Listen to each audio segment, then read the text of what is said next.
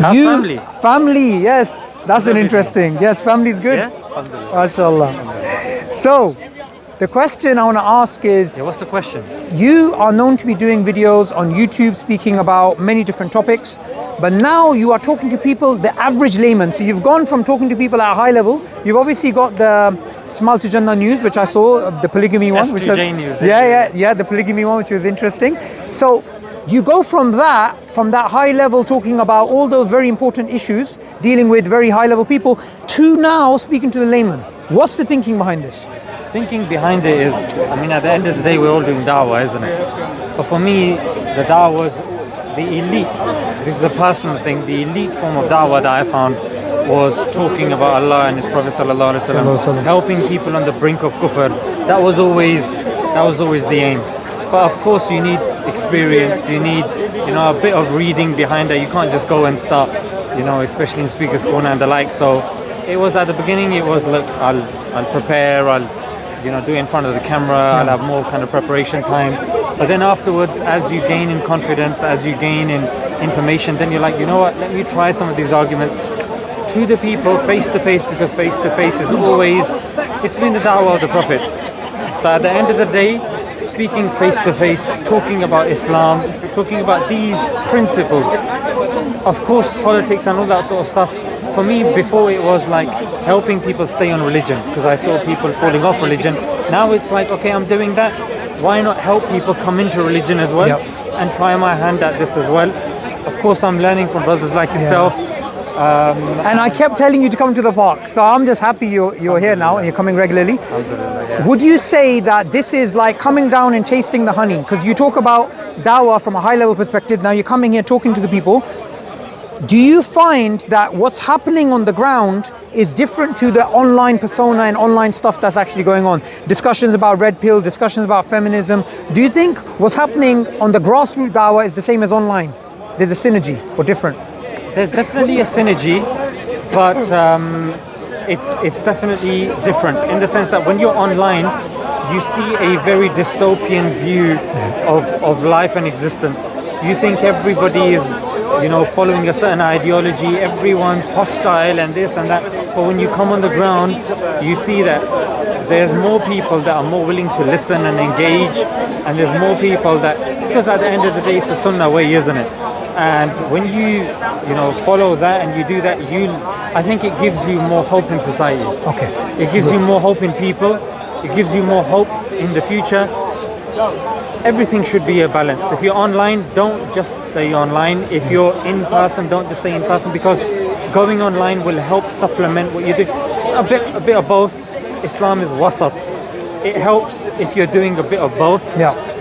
But definitely coming face to face with the people and trying out those. I think sometimes you can delude yourself into thinking that this argument is the best argument and this and that. When you come face to face with someone, you're like, oh damn, there's so many holes in my narrative, and I need to fix it. I need to fix it and improve it and make it more stronger. Okay. And that will improve your online dawah as well. Okay, good.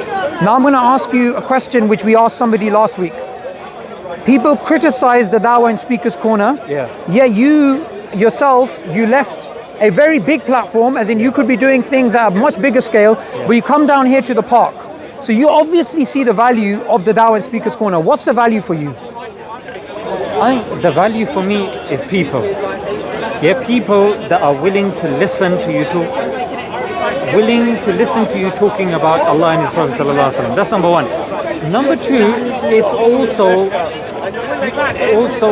experiencing the hostility and how firsthand, but also seeing like, do they have any weight behind what they're saying, and seeing that it falls flat on the face. Because sometimes when it's in your head, it's very abstract. And to be fair, one thing that people will say about Speaker's Corner, oh brother, it's this, it's like this, and this dawah is not very good.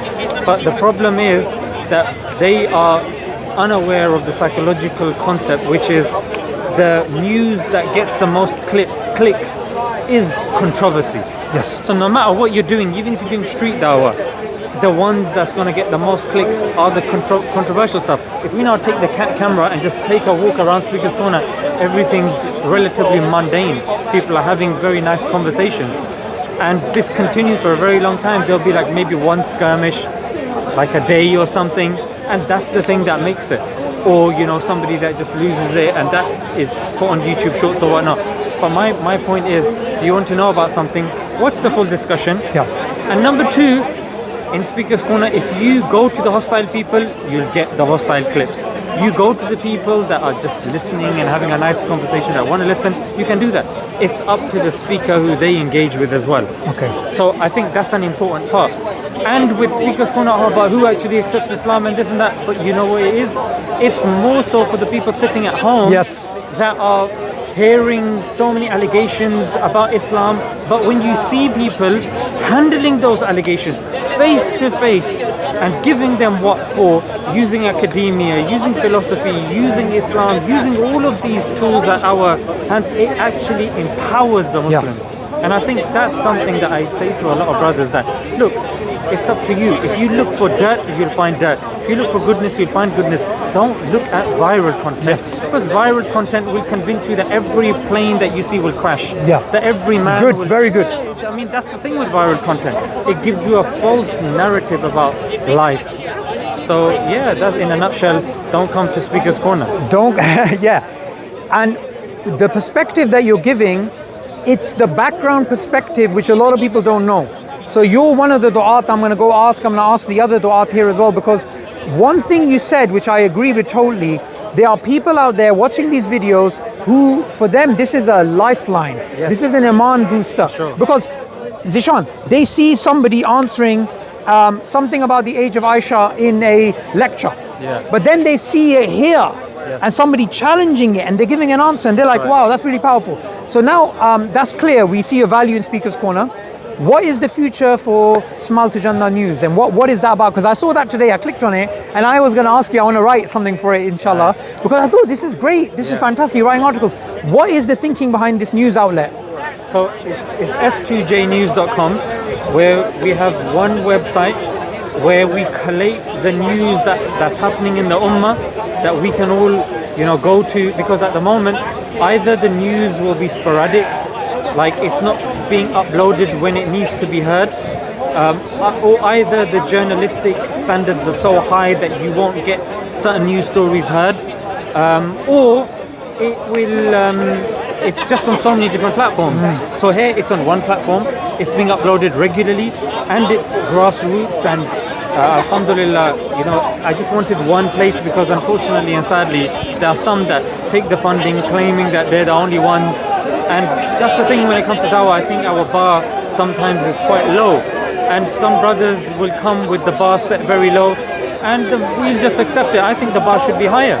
I think there needs to be more competition when it comes to Islamic news and stuff like that. Yeah. And even when it comes to other things, so Muslims are like, yo, this isn't just an easy crowd that we come, and we need to... And I like what you said, that there has to be a level of,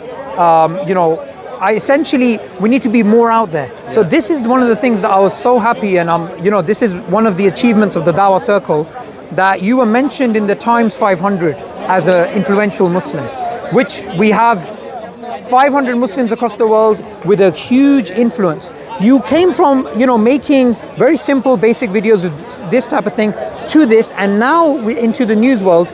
Do you think that this is because you have decided to focus in a way that the kuffar are using marketing strategies with a bad message, and Muslims have been far behind? And I remember you always used to talk about marketing, the way your banner looks, the way you need to look at views which are trending. Remember we used to be in your house having these discussions. So what message would you give to Muslims, how they can be successful from a marketing perspective? I think being successful from a marketing perspective is very important, in the sense that even if you're sitting at home with your kids watching Harry Potter or a movie, now unless you understand it from a marketing perspective and lift the curtain, you are going to give a false kind of understanding to your child. The child is going to think, wow, this is amazing, reality is so boring, this is so amazing, it's fantastic, and I want to be like this and like that. But when you show them behind the scenes of Harry Potter and you say, you know what, these guys have very grueling days, they're regular people just playing, that game, but we go like that. Oh, yeah. One of those ones. They literally, I was watching, I think, Hermione playing with Malfoy. And they film the same thing 50 times and they're getting frustrated. And it's just not glamorous, boring green screens. And so when you understand even news, Okay, so you're watching the news with your child. Israel-Palestine thing comes up. And when it comes to Israelis, they say killed. Palestinians, they say died. So sometimes even lugha, even words, and how it's used is very, all of this is in marketing. Like, what's the wording of the poster? There's neuro-linguistic programming going on. Exactly. Yeah. So when you understand that this is, like they said that certain people, if they were given £100, 99 would go in marketing, £1 would go into the actual content. That's marketing is so important. Pepsi will have budgets of, 80 million plus, but Pepsi's known. Yeah. So why is there so much emphasis on this? Because it plays a big part in our way of thinking. So we're far behind. Far behind. So even as parents at home, when watching content with our kids, there definitely has to be discussions like, okay, you've seen this. How do you think they are trying to get you to buy this product? How do you think they're trying to get you to watch the next episode? What have they done? And how is this? Yeah, and even in Dawah as well, it's important that even when people ask us about Islam, it's important that we don't just give blunt answers with like, so I was going like, so I was doing this like. Learn to articulate yourself, convey properly, and don't get sucked in to giving very short sound bites. Yeah, so marketing is so important when it comes to how we consume content, how we teach our kids, how even we convey the religion. So all of these things. Absolutely, and this is one of the things I love about your videos. Every 5 seconds there's something going on, because you're like, you want to get in there and grab their attention and make sure they have it. And you spoke about language. I was thinking about, when we talk about salah, you need to pray.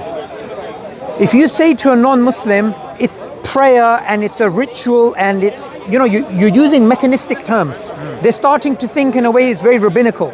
But if you say, salah is a relationship with the divine, do you see how you've changed their mindset? That's right. How you've said salah is a release of your worldly pressures of your world, or salah is a relationship builder. So these things are so powerful. And one of the things which I used to do years ago, but you've definitely mastered it now, I got into it a little bit and I didn't really delve into it deeply, was marketing. So for example, Robert Cialdini's book on the science of influence. Magic of Thinking Big, David Schwartz, Seth Godin, and all these people who are speaking about these marketing ideas, the power of yes, for example, right? So these are the things that people need to read if they're involved in Dawah. Yes. Even the way you dress, right? It impacts the way people are going to address you. That's right. That rhymes as well. The way you address the people that address you, right? It could be a rapper. So, yeah, it could be a rapper. So this is what I think I learned from you, mashallah, is that marketing, right?